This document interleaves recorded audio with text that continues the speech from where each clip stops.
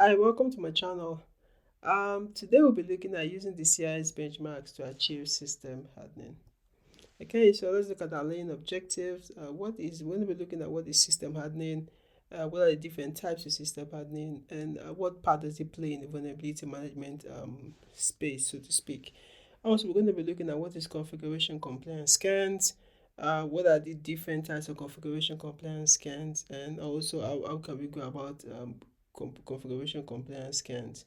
Okay, so we're also going to be looking at using the CIS benchmark to achieve system hardening. So here we'll be talking about, because CIS benchmark happens to be one of the regulatory standards you can actually use to ensure that your configuration is compliant with best practice.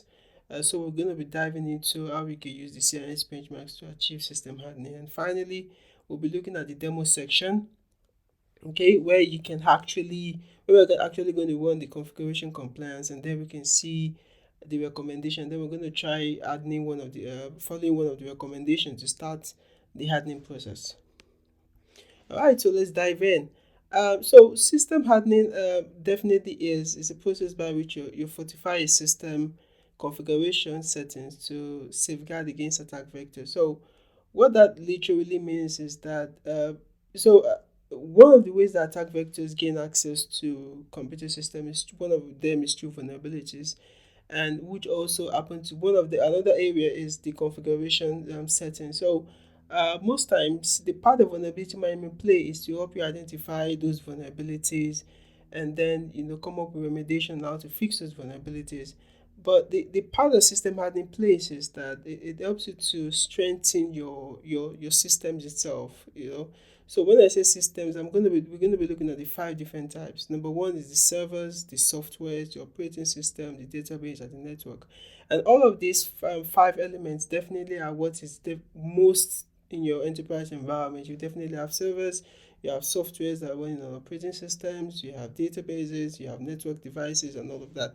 So the process by which you strengthen those devices against attack vectors is to ensure that the configuration settings you have on those devices are based on best practice. A statistic shows that 78% of well configured systems don't are not susceptible to cybersecurity attacks, because their configuration settings is fortified, also backing it up with the vulnerability management system as well. But the idea behind this is to ensure that your system are hardened, and hardening your systems ensures that your system are actually safe, and then it prevents your threat actors from gaining access into your machines. Okay, so to achieve system hardening, one of the first things to do is to run a configuration compliance scans. And what that actually does is a security configuration assessment, because it tends to look at all of the configurations you have on the particular system you're running the assessment against, to find if the configuration settings on those systems are best practice.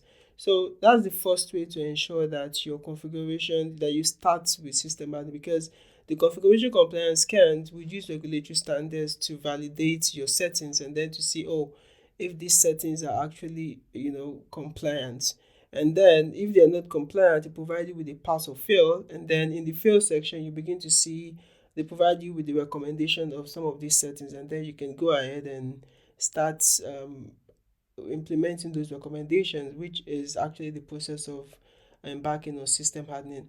So there are three well-known configuration standards for ensuring your system is being hardened. First one is the Center for Internet Security, which is the CIS benchmarks. So CIS benchmark happens to be a repository of all of the settings, all of the best practice configurations for servers, for database, for IoT devices, for all of the elements, security, all of the elements you may have in an enterprise environment.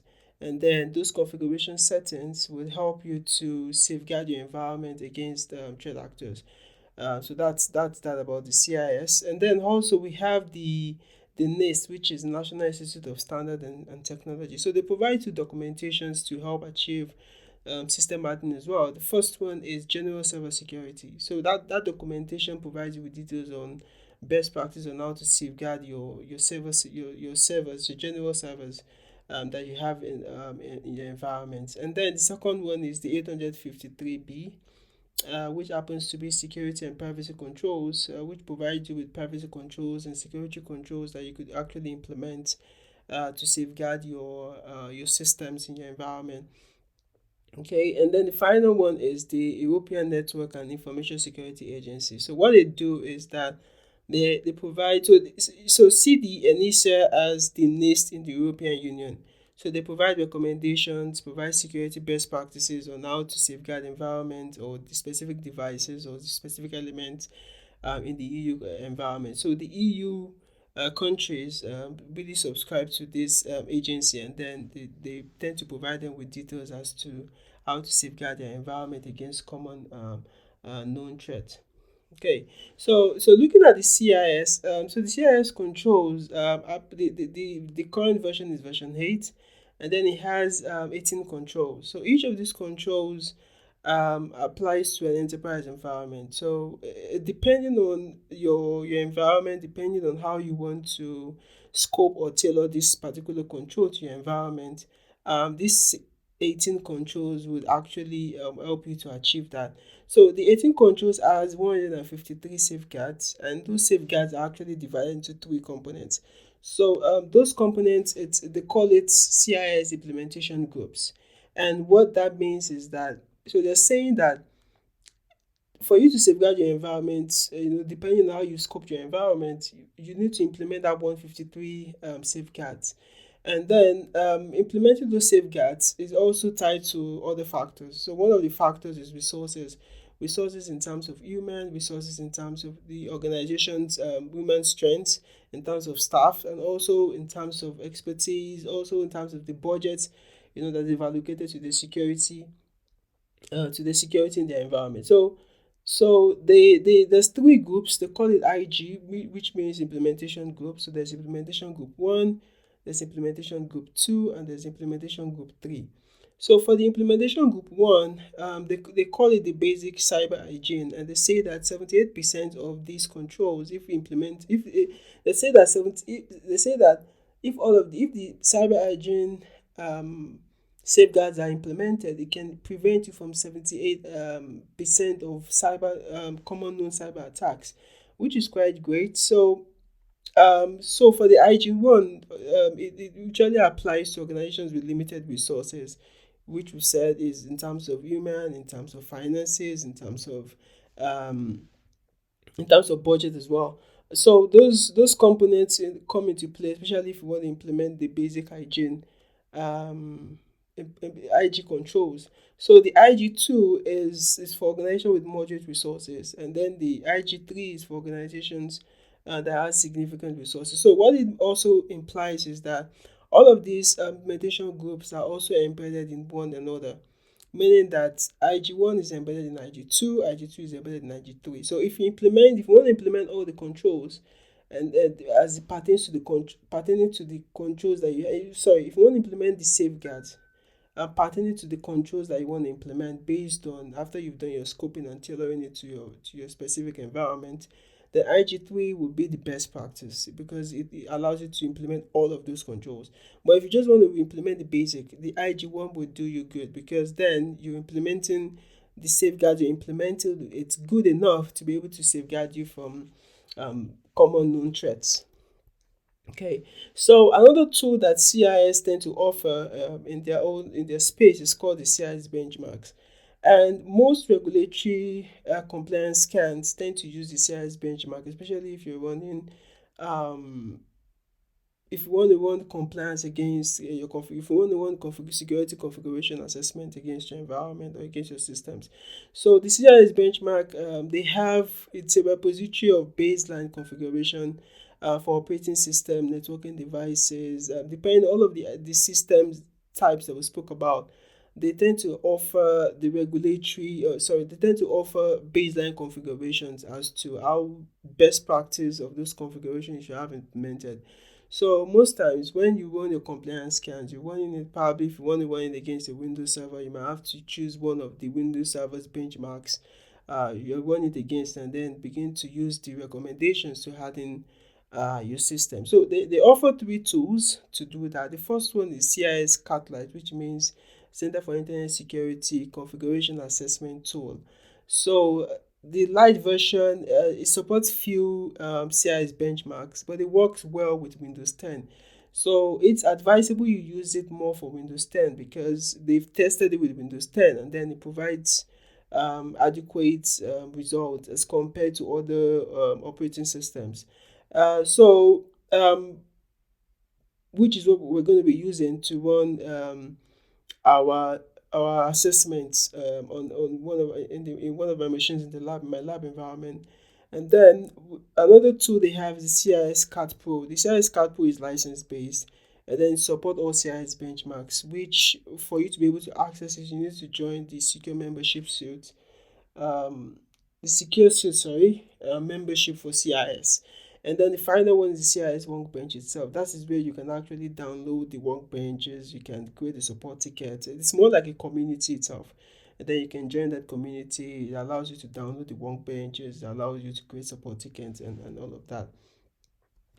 Okay, so this is the difference. Just a little bit of comparison. Actually, this comparison actually is on their website. So I'll provide the links in the comment section, and then you can use that to drill down and then get more information. So this is the major difference between both of them. So you see that the Lite supports only selected few, and then the Pro supports over 80 plus CIS benchmarks and that you can use to run your assessment. And then you can use the Lite version as many times as possible, and then it provides you with recommendation as well. But the Pro is actually the best tool to use as regards if you want to go the route of using the CIS benchmark tool themselves. And then we're going to be looking at the demo section, and then the demo section, I'm going to be using Windows 10 to run the configuration assessment. I'm going to run the CIS-CAT tool on my Windows 10 machine, and then we see the recommendation, and then we're going to implement the recommendation, and then we run the scan and then see if we get a pass based on the new recommendation that we're actually implementing. All right, so let's dive in. Okay, so this is my lab section. So let me just power machine up.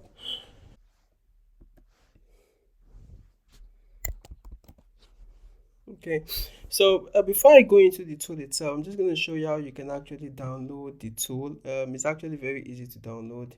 You just need to put in some of your information, and then you'll be good to go. CIS-CAT tool, CIS-CAT Lite, sorry. Okay, so we just go to CIS-CAT Lite. Okay, so to test it, all we just need to do is to put in our details here. So once you put in all of your details, it allows you to download the tool itself. So the tool is going to be in a compressed file. So this is the CIS Secure Suite membership you have to join for you to be able to access the CIS-CAT Pro. So you can also watch the video as well, just to have more detail as to how it works and some of the benefit that it tends to offer. Okay, so for me, I've downloaded the tool. So I have the tool downloaded here. So I've extracted it. So I said it comes in a zip file, so I've extracted it. And then you just click on the assessor folder, and then you select the assessor GUI. Once you select the assessor GUI, it launches this particular interface. So from here, we can actually start the assessment. So it also allows you to run it against remote system, but we're just going to focus on the basic system itself. So if you want to run it against advanced system, you just need to add and provide the details of the target system, the username, the ports, and then we can then use it to you're going to select the benchmarks you want to use, and then you're going to run the assessment. So the basic will also be fine. So let me select the basic. Okay, so because it's already identified the operating system, and so it has automatically selected the best CIS benchmark for Windows 10 for us. But just to give a little bit of explanation into it, so they tend to offer. So these are the CIS benchmark that it supports. So this is for, so like I said, the implementation group 1. So they offer partial and also full. So the full means that you're going to run the automated checks and the survey questions. So for the automated checks, So automated checks tend to run specific query script against your specific subcontrols. So it tries to use automated check to check the subcontrols to see, it runs a Python script to see if those automated checks or if those subcontrols are implemented. So some of the subcontrols has to do with password, password length, password complexity, and that. Therefore, the survey questions are some templates whereby it asks questions, and then so those questions is also based on the subgroups, subgroups, and then you would use that. Sorry, subcontrols. I mean to say, so you tend to input the answers to those subcontrols, survey questions, and then it will use that to compute its assessment. So the survey question itself, meaning that whatever you select there is going to affect the entire score. So it's better we just focus on this. So we're using the enterprise.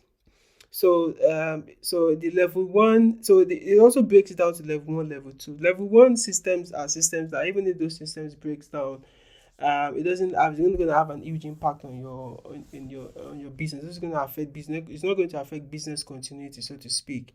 And then the level two are the much more critical systems that if there's any a failure of those systems is going to affect business continuity and all of that. So that's why they categorize them into two. So level one, level two. So we're just going to be focusing on level one, which has already been added. So once you select any benchmark that you want to use, for example, this corporate and enterprise, all you just need to do is to click on the add. Once you click on add, then it adds it to the assessment. But because you've already selected it, there's no need for us to do that. I just wanted to show you how you can actually add that into the benchmark you want to use for assessment. And once we do that, all we just need to do is select next, and then it provides us with the destination folder for that report. So the report output is going to be in HTML format. So because it's a light version, some of these features are actually limited. But if it was Pro, you'll be able to select any reporting output format. And then once we're done, all we need to do is click on the next, and then we start the assessment. Oh, okay. What happened? Oh, okay. So let me quit this, and then let me try it again. I think probably because I've run it before, so that's why it's give it a few seconds, and then we run it again.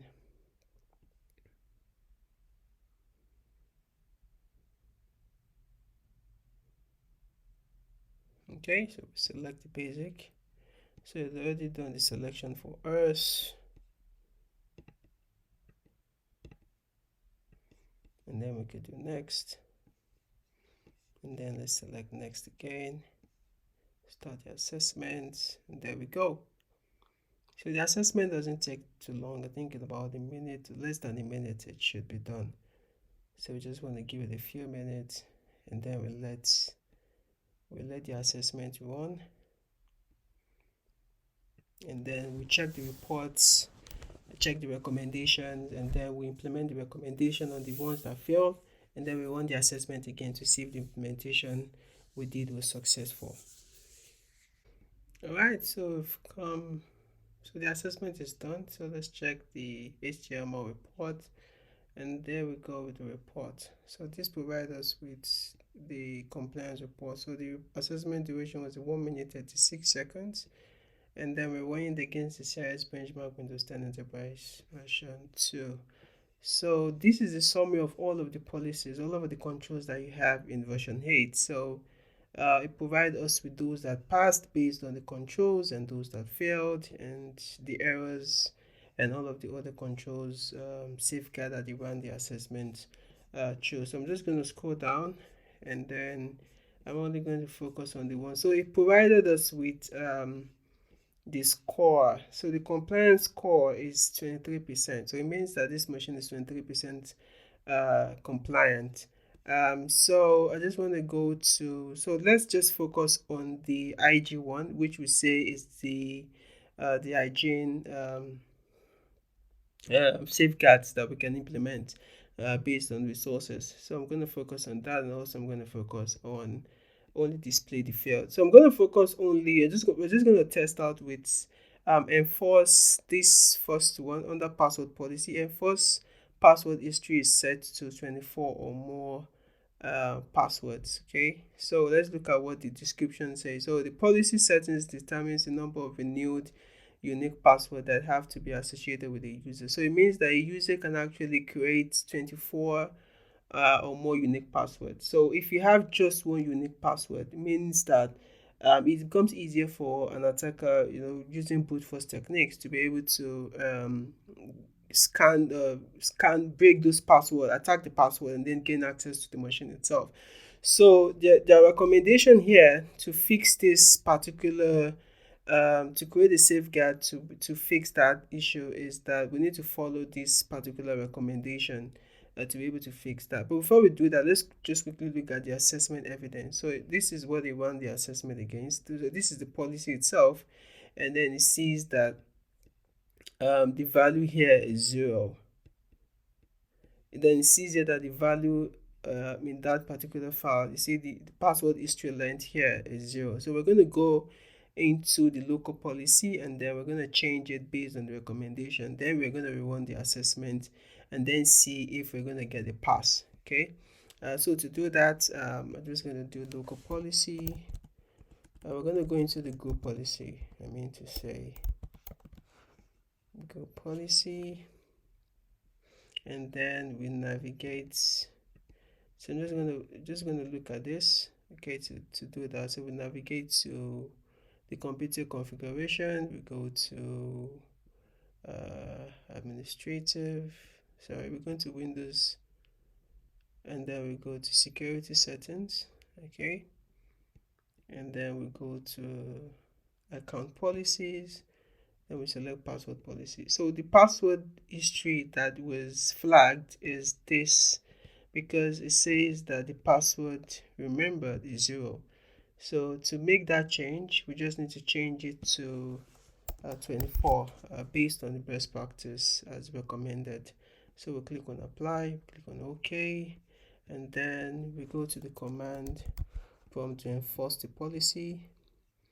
Okay, so we just do that. We just do gp updates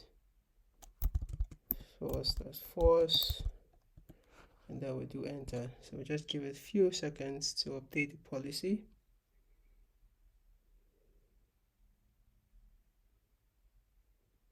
Okay, once the policy is updated, so the next thing for us to do is to close this, and then we're going to rerun the assessment again. Okay, so that we can see if our recommendation was successful, and then we're going to run it again. Okay, so start new assessment, basic, already selected for us, then we'll do next. Okay, we do next, start assessment. So we're just going to wait for a few seconds, and then once this is done, we're going to test again the policy that we just made the recommendation on. Okay, so let's view the report, and then we're going to compare it against the previous one.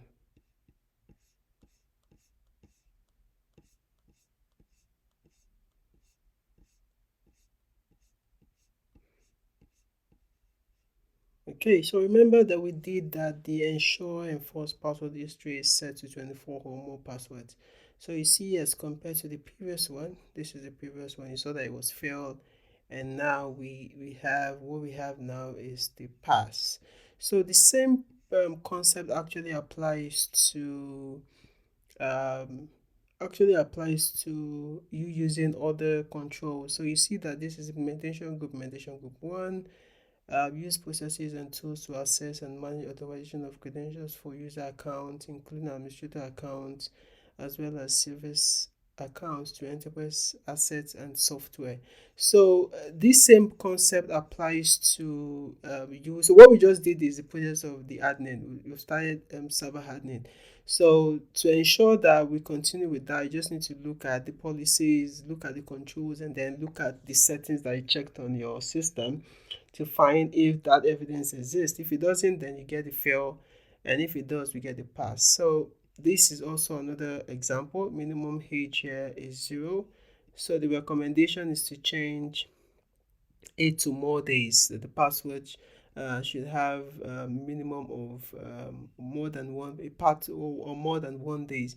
So it's the admin system is not something that you just do once and you forget about it. You may just have to look at, for example, looking at the IG1 controls. You can implement that, and then also depending on your environment, because there's some admin that might not allow some of your applications to work and all of that. So you have to look at your environment, look at some of your applications, and then look at what you feel is good for your environment, and then you can start using this recommendation to harden your system. All right. So thank you very much for viewing this long. I hope you find this video valuable, and then I'll see you in my next video. Bye for now.